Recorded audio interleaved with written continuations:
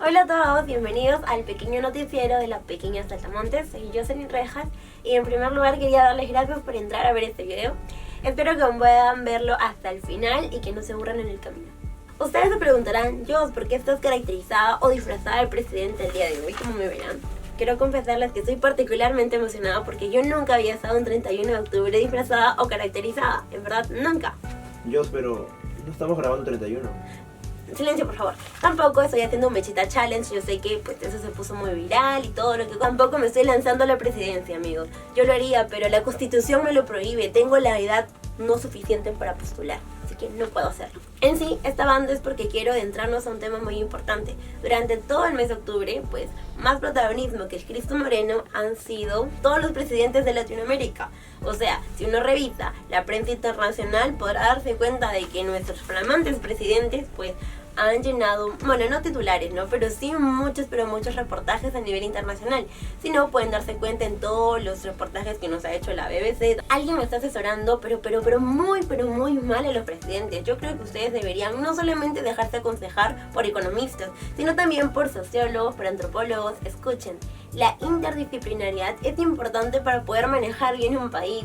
Si solo le hacen caso a la gente que ajusta los números y no a la gente que escucha al pueblo, pues vamos a tener las consecuencias que ustedes han tenido. Y el primer presidente que llamó la atención de la prensa internacional fue el presidente peruano Martín Vizcarra. Resulta que el presidente Martín Vizcarra decidió disolver el 30 de septiembre el Congreso peruano. Antes de eso recalquemos de que el Congreso peruano no solamente ha sido considerado el peor Congreso que ha tenido en la historia desde que recuperaron la democracia en el año 2000 hasta la actualidad, sino que también había muchas protestas, no tan grandes sino pequeñas, de muchas personas que estaban exigiéndole al presidente Martín Vizcarra que disolviera el Congreso. El nivel de aceptación y de popularidad que tenía el Congreso literalmente estaba por los suelos durante esta época, porque estaban mezclados con muchos políticos corruptos, con retrasar proyectos de ley muy interesantes y con muchas cosas para las cuales haremos otro video porque en verdad se nos agotaría el tiempo. Pero los congresistas, al enterarse de esa noticia, no querían aceptar que habían sido disueltos, así que ellos decidieron abrir una sesión, o sea, hacer como si nada hubiera pasado, seguir trabajando. También decidieron hablar sobre una cuestión de confianza que ya habían rechazado horas antes y encima y para colmo decidieron hasta nombrar a una nueva presidenta, Mercedes Arauz. Por ella se creó el Mechita Challenge. El punto es de que eso generó la indignación de la población y fueron a tomar al Congreso. Aquí las imágenes lo pueden revelar. Este video de hecho se hizo viral a nivel internacional porque era muy gracioso de cómo los peruanos corrían al Congreso a tomarlo, simplemente a tomarlo. Hasta hay una versión con Linkin Park. Exacto, la versión con Linkin Park, por favor, esta me la ponen. Muy bien, esta es la versión con Linkin Park. El punto, después de muchas horas de estar protestando frente al Congreso, porque sí, su servidor aquí presente también estuvo ahí presente, nos quedamos más o menos hasta las 12 de la noche, que fue la hora en la cual el decreto legislativo, mediante el cual el presidente disuelve el Congreso, se hacía efectivo y ya no teníamos más Congreso. El segundo presidente que nos acongoja y que llamó la atención de la prensa internacional fue nada más ni nada menos que el presidente ecuatoriano Lenín Moreno. Él, a diferencia de Martín Vizcarra, no ha sido aplaudido necesariamente por las medidas que hizo, sino todo lo contrario. Decidió aprobar un paquetazo. Es una medida legislativa mediante la cual se aprueban un montón de cambios estructurales que afectan muchos derechos fundamentales de las personas para responder a una necesidad. Este famoso paquetazo fue una recomendación del Fondo Monetario Internacional, quien le dijo, bueno, usted tiene que hacer unas pequeñas modificaciones en la estructura laboral de su estado y unas cuantas otras medidas económicas y todo va a ser fructífero para su país, como si en alguna ocasión eso hubiera sido pacífico. Entre los derechos que se afectaron con la medida de este decreto estuvieron primero que las vacaciones se redujeron de 30 a 15 días para el sector público. Tenían que trabajar algo así como un día gratis para el Estado. Y entre otras medidas que el pueblo, era como, está bien, que una que otra medida es necesario. Pero la medida que causó más revuelto, la medida que de alguna manera fue la gota que rebalsó el vaso, fue que él le quitó la subvención a los combustibles. O sea, quitó el dinero que el Estado aportaba a este sector para que costara menos, lo cual generó que el precio del transporte aumentara. Si el precio del transporte aumenta, literalmente todo lo demás aumenta. En un principio la protesta solamente fue dada por los taxistas que estaban en la ciudad de Quito, en la capital, pero esa protesta fue aumentando y fue llegando a otros sectores. Finalmente esta protesta fue banderada por la comunidad indígena, quien también miraba afectada directamente sus intereses y sus derechos fundamentales. La protesta duró aproximadamente una semana. Hubieron de verdad muchas personas que fueron afectadas. afectadas, muchas personas indígenas murieron. El estado durante todas estas semanas fue declarado estado de emergencia o estado de excepción.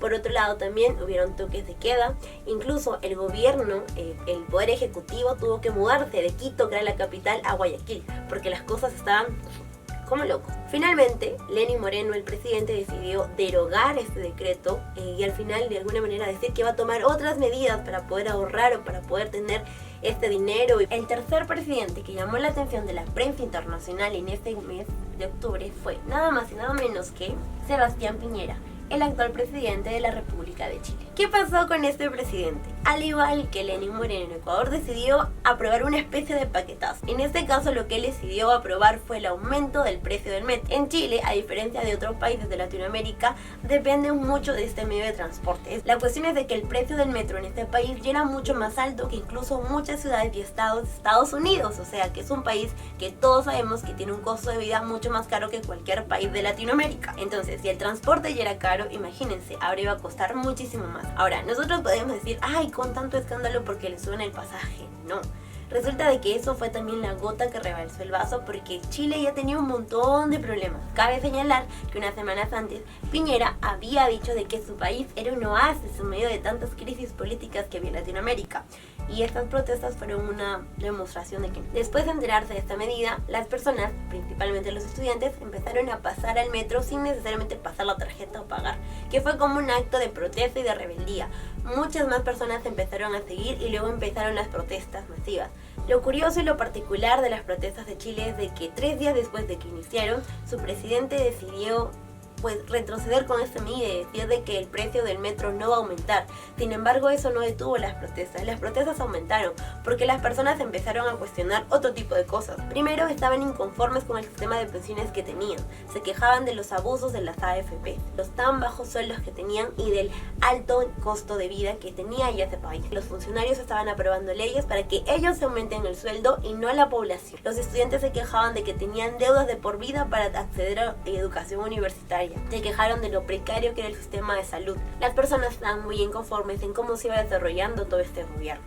Así que las protestas, de alguna manera, no solamente se prolongaron a más de 2 semanas, sino que pareciera de que aún las personas van a seguir protestando y van a seguir pendientes del Estado. El cuarto presidente que llama la atención de todos los medios internacionales al foco de Latinoamérica es nada más y nada menos que el presidente de Bolivia, Evo Morales. ¿Qué pasó con Evo Morales? Les explico así rapidito. Evo Morales tiene 14 años como presidente en Bolivia. Sospechoso, claramente muy sospechoso. Cuando una persona está en el poder, de alguna manera tiene la facilidad de manipular las cosas, influenciar en las instituciones, etc.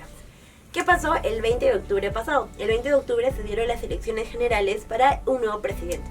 Había como que un oponente llamado Carlos Mesa, que era como el que podía darle la guerra a Evo Morales. Porque también hay que recalcar que Evo Morales tiene mucha aceptación. Más del 40% de la población boliviana votó por él y estaría dispuesta a volver a votar con él. Así que, queramos o no queramos, es un presidente querido por un poquito menos de la mitad de su país. La ley boliviana dice que, si en la primera vuelta, entre el primer y el segundo candidato, hay menos de 10 puntos de distancia, pues ellos se van a ir a la segunda vuelta. Entonces las personas que eran de la oposición, de alguna manera, querían que Carlos Mesa le diera la batalla. Y que pasara algo así como pasó en Perú. Si bien en la primera vuelta Keiko Fujimori tuvo más del 30% y PPK apenas un 21%, pudieron pasar a la segunda vuelta y PPK terminó ganando. No sé si fue lo mejor, si fue lo peor, pero yo creo que peor hubiera sido que Keiko Fujimori ganara. Las personas estaban muy pendientes de los resultados porque había sido toda una campaña muy interesante. Eran las 9 de la noche del 20 de octubre y se tenía más o menos como al 85% según el conteo provisional de votos, y el resultado votaba de que entre Evo Morales y Carlos Mesa había 7% de diferencia. Entonces las personas estaban muy entusiasmadas por una segunda vuelta en Bolivia. Probablemente para muchos será el regreso de la democracia a este país. La cuestión es de que aproximadamente a las 9 de la noche, esto se suspendió. El Estado anunció que ya no iba a proyectar o a dar a conocer el resultado del conteo provisional, lo cual generó la indignación de las personas porque dijeron, espera, queremos transparencia, queremos saber ¿Qué pasa? Estado dijo, no, yo no voy a mostrar esto, muchas gracias, no me importa si no se enteran. 24 horas después, es decir, el día lunes 21 de octubre, más o menos a las 8:30, 9 de la noche, nuevamente se vuelve a reabrir este conteo provisional de votos. Y en este conteo, ¡oh maravilla! No nos lo esperábamos. Evo Morales sobrepasaba al otro candidato por más de 10%. Muy bien. La cuestión es de que eso generó más aún la indignación de la población, porque era como que ya ayer me cancelaste el conteo y no nos dejaste ver cómo avanzaban los votos. El día de hoy nos muestras los votos y nos dices de que ya ganaste. Ahí hay o no hay truco, o sea, interveniste o no interveniste. Lo peor desde mi punto de vista es de que ni siquiera Evo Morales se pronunció sobre el tema. Evo Morales pudo haber dicho, exijo a las autoridades, exijo al Tribunal Electoral, porque allá se llama Tribunal Electoral, de que rehaga el conteo provisional. Todos los bolivianos tenemos derecho a saber. No lo dijo, señores, ¿por qué? Porque probablemente a él le interesaba más saber que él iba a ganar y no le importaba pues que la gente se enterara o que sospechara o que quisiera una segunda vuelta. La OEA, el organismo de Estados Americanos, se pronunció de este tema y dijo, ¿no? Como que yo exijo que haya transparencia, no me parece correcto que haya suspendido. Hubieron muchas protestas desde el día lunes, el día martes, el día miércoles y de hecho al día siguiente nada más Evo Morales declaró el estado en estado de emergencia porque él no iba a permitir que pasara lo mismo que Ecuador o que pasara en Chile, ¿no? Aquí yo no quiero más gente que se oponga a mi gobierno y mandó a los militares. En Bolivia el caso es diferente porque en Bolivia hay un 45% de la población que acepta a Evo Morales. En Ecuador y en Chile y en Perú prácticamente todos estábamos de acuerdo con sacar a nuestros presidentes, sacar al Congreso y sacar al otro presidente. O sea, los niveles de popularidad de Lenín Moreno, de Sebastián Piñera y del Congreso peruano estaban por los suelos. El quinto presidente que de pronto se puso como en la hoja, pues en el ojo de la tormenta de la prensa internacional, se llama Juan Orlando, que es el actual presidente de la República de Honduras. Bueno, dice que han habido muchas protestas en Ecuador, en Perú, en Chile, en Bolivia, y las personas se están levantándose con todo esto, pues las personas en otros países te viven este mismo ejemplo. Resulta que el hermano de este presidente ha sido condenado en Estados Unidos por tráfico ilícito de drogas y por estar conectado a muchos otros negocios como el narcotráfico. Y eso definitivamente también atañe a su hermano. Muchas personas lo denuncian de haber convertido Honduras en un narcoestado. Algo que no es una sorpresa porque realmente tenemos muchos países de Latinoamérica cuyos presidentes han participado en narcotráfico efectivamente. Uno de ellos, Alan García, que fue nada más y nada menos que el encargado de conmutar la pena de más de 100 narcotraficantes, entre ellos bandas completas, a cambio de dinero. Entonces, no nos sorprendería que los presidentes hayan convertido sus estados en narcoestados y bueno, las personas están protestando en Honduras por eso. El sexto presidente que está como en el ojo de la tormenta nuevamente de la prensa internacional es nada más y nada menos que Iván Duque, el actual presidente de la República de Colombia. ¿Qué pasa con Iván Duque? Bueno, su gobierno ha sido cuestionado desde que él entró al poder. Yo creo que él es uno de los presidentes menos queridos en general de la historia de Colombia, pero la cuestión es de que ahora hay muchas personas, sobre todo muchos universitarios, que salen a protestar. ¿Por qué?